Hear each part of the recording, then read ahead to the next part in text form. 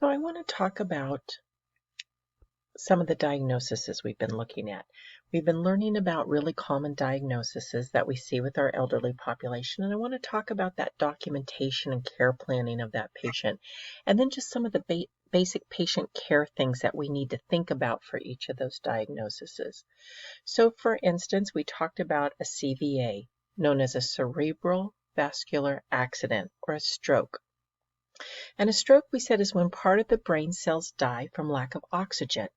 And that can happen from either a blockage of the blood vessel to the brain or from a rupture of a blood vessel in the brain. But it keeps some of those tissues in the brain from getting oxygen, and that's going to cause them to die. So common signs and symptoms that we generally see after a stroke are, we said, weakness on one side of the body or hemiplegia. That's paralysis on half the body, slurred speech or unable to get the words out correctly, a loss of balance or coordination, double or blurred vision, facial drooping.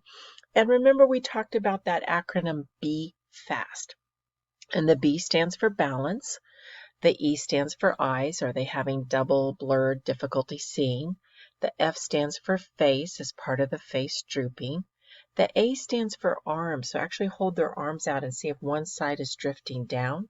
The S is speech. Is it slurred or they can't get their words out? And then the T is time. We want to know that last time they were known to be, okay, because a lot of our treatments depend on that.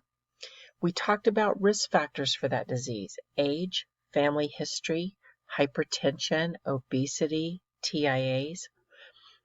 But we didn't really mention about the complications of the disease if it's not treated. Now, if you think about that, the disability is there. So the person has had not enough blood and oxygen to part of the brain cells. And that's going to, if part of those brain cells die, we are going to lose some type of function. And we aren't necessarily going to know what type of function that is until we figure out what part of the brain was affected by it. And that would kind of give us an idea of what to expect disability-wise. But the sooner we do treatments, the sooner we get blood flow reestablished back to the brain. And there are treatments we can do to do that, or at least supportive care to help speed that process up. We can hopefully minimize the amount of disability that that person's going to have. Now, one of the things I really want to discuss here is how basic care might differ for issues, for patients that have a stroke. So we said that they have weakness on one side of their body. And if we think about that, what that's going to do for them is if they're weak on one side of the body, if one leg is weaker than the other, that is going to make them more of a fall risk. So our basic care might include hourly rounding. So we remind them frequently to call for help, to see if they need anything so they don't try to get out of bed without help. That we do use the gait belt when we are getting them out of bed. We could also do range of motion exercises to help strengthen them, strengthen their muscles up, and help with ambulation to improve strength and coordination. The other thing weakness on one side could do is it may make them affect their ability to do their own activities of daily living, especially if the weakness is on their dominant side. We may have to reteach them how to use their other side effectively so they can do care themselves. So we may need to help them with their bathing, with their oral care, and with their dressing until we can teach them to try to gain that strength back and potentially be able to do those things for themselves again. One thing we always have to remember when a person has had something like this happen is to be as patient with them as we possibly can. When we're dressing a client with a weak side, we undress starting on their strong side, and we would dress them on their weak side. That's another thing to keep in mind when we have someone with hemiplegia. If the weakness causes immobility, we would want to make sure that that should be observing the skin every shift for pressure ulcers, making sure that we're turning the patient at a minimum of every 2 hours if they're not able to do that themselves. And if they have issues with incontinence after the stroke, we can help with bladder training as directed by the nurse. That might be putting them on a scheduled voiding routine or teaching them how to do Kegel exercises to strengthen and tone that bladder function back up. Another thing that might impact care after a person has had a stroke is many patients after strokes, they have difficulty swallowing. So they have issues with dysphagia. So the residents generally, anytime a person has had a stroke, they will usually have a swallow study done after having a stroke. And we have to remember when we're feeding that person, we would need to assist them with feeding as necessary.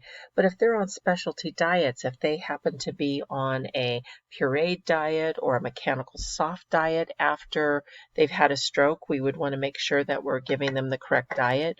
We'd want to make sure their head of the bed is up at all times when we're feeding them, that we would only give them 1/3 of a spoonful at a time and allow them plenty of time to swallow.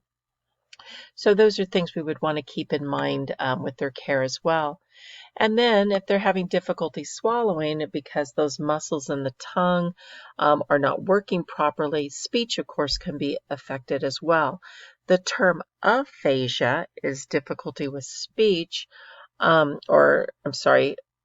dysphagia would be difficulty with speech. Aphasia would be no speech or absent or lack of speech. But when a person has had a stroke, sometimes they have what we call expressive aphasia, where they know what they want to say, they understand everything, but they can't get the words out correctly. Or they have receptive aphasia, where they can talk okay, but they're having a hard time processing what's coming into them. So we might need to help show them alternative measures to communicate. So what I'm going to ask you to do in this section is I'm going to give you a diagnosis, and I want you to do pretty much what I just did here. I want you to show me or explain to me what the diagnosis is, what common signs and symptoms that diagnosis would have, risk factors, and remember risk factors are habits or characteristics that predispose a person to that disease process, complications of the disease if it's not treated, and how basic care could differ because of those problems that they're having. Things we would want to keep in mind as a CNA of, hey, we're taking care of this person with a stroke. We need to think about these things that could be impacted for this person.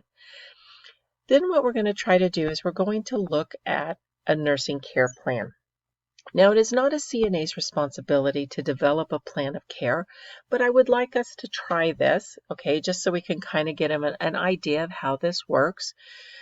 Anytime a person is admitted into a facility, the nurse is required to assess them and determine what their nursing problems are, and they will develop a plan of care. Remember when we talked about the nursing diagnosis system, or when we talked about the nursing process, it starts off with, we use that acronym ADPI. A starts for assessment, the nurse does an assessment. Then the nurse will determine diagnosis, nursing diagnosis, not the medical diagnosis. That's different. So the medical diagnosis would be the cerebral vascular accident. The nursing diagnosis would be the nursing problems that person's having because of that diagnosis. Then we would want to develop a plan. And our plan has to have a goal, and goals have to be measurable, and they have to be dated as to when we think they could be accomplished. Now, they don't have to be completely done at that time, but when do we think it's possible? At least that we would need to reevaluate them to determine if we need to change our plan or do something differently for them. And so they're going to develop that plan of care based off of that goal. So they're going to come up with interventions. Okay, so when they're developing that plan, they're going to start developing interventions. What are we going to do to achieve that goal, to take care of that nursing problem? And then, of course, it always has to be reevaluated. So it's an ongoing process. It's something that we're doing continuously when a person's in the facility. So I thought we could do this one together. So our medical diagnosis, we said, was a cerebral vascular accident. I was just trying to think of what are some nursing problems we might have. And there's a lot, and it would, of course, be individualized to the person of what's happening to them. But one of the problems I thought that they might have, a nursing diagnosis, is a self-care deficit. We said that if they have weakness on one side of their body, they might not be able to do all their own activities of daily living. So their nursing problem, the nursing diagnosis, would be a self-care deficit. And I could put self-care deficit related to right-sided weakness or left-sided weakness, whatever the case might be. My goal, it has to be reasonable, it has to be measurable, and it has to be dated as to when I think it's possible that we could accomplish this. So I put resident will be able to perform activity of daily living with minimal assistance by, and I don't know, maybe 3 weeks. Maybe if we do our plan of care after 3 weeks, they might be able to do those activity daily living. So I would date this 3 weeks out. Now, it doesn't mean it has to be accomplished by that time, but in 3 weeks, we're going to reevaluate it.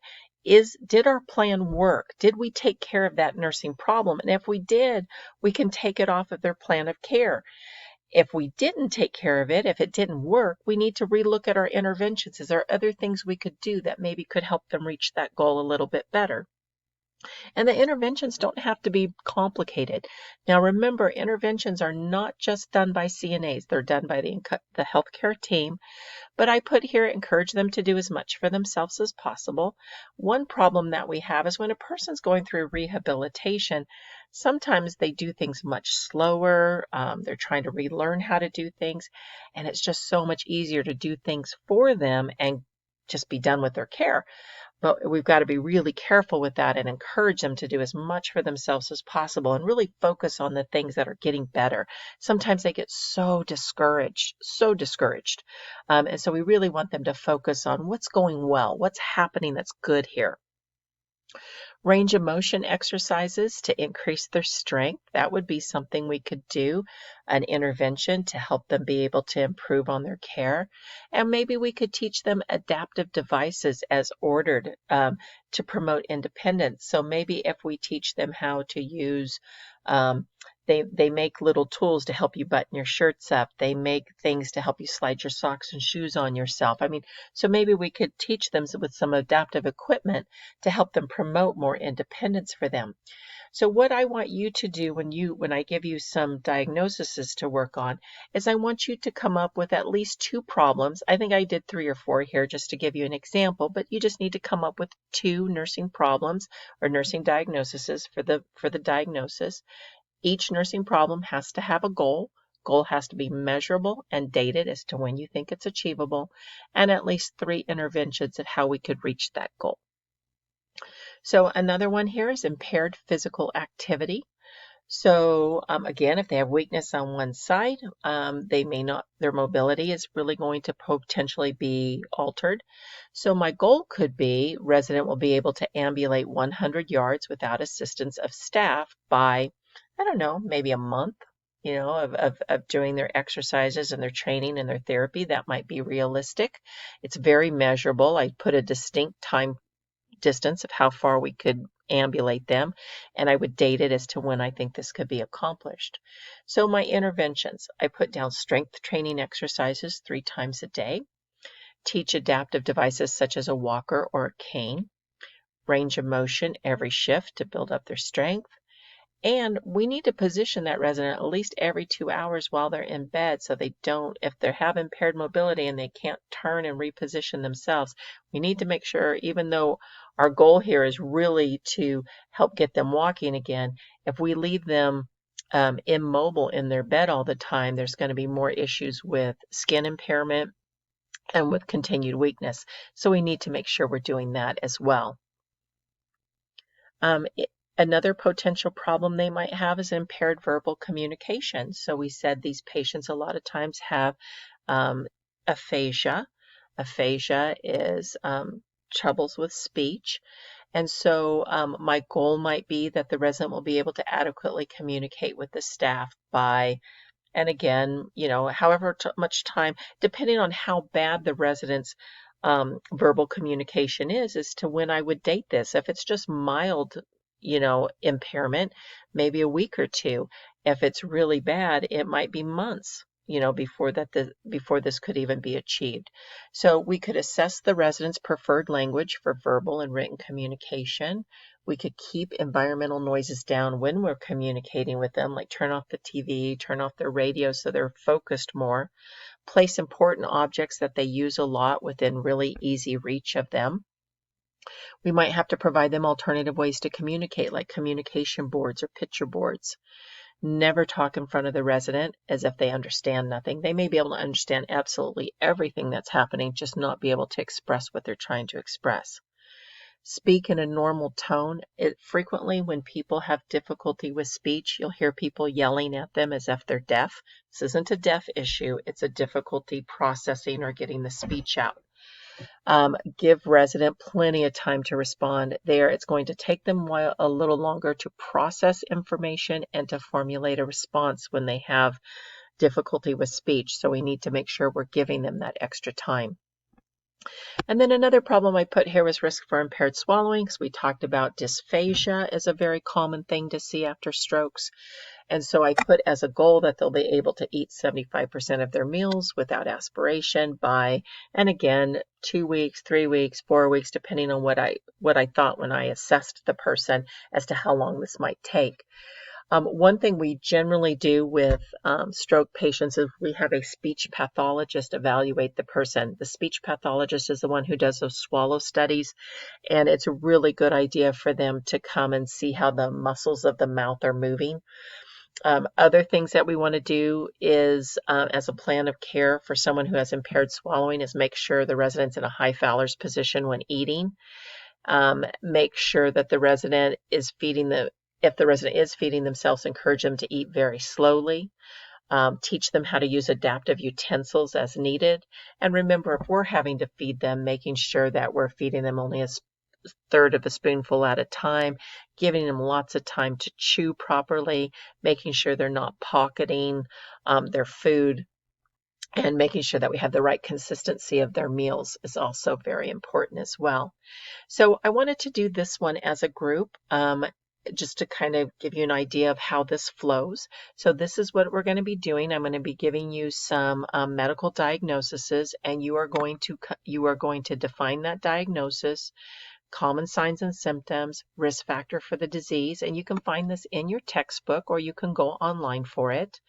But what I really want you to think a lot about is, how would care differ? I mean, how would that basic care that you're giving that person, how would it be different if they had that disease process? And I really want you to think about that and think about how you might have to alter things because of that disease process. And then I want you to try a nursing care plan. Again, just 2 problems.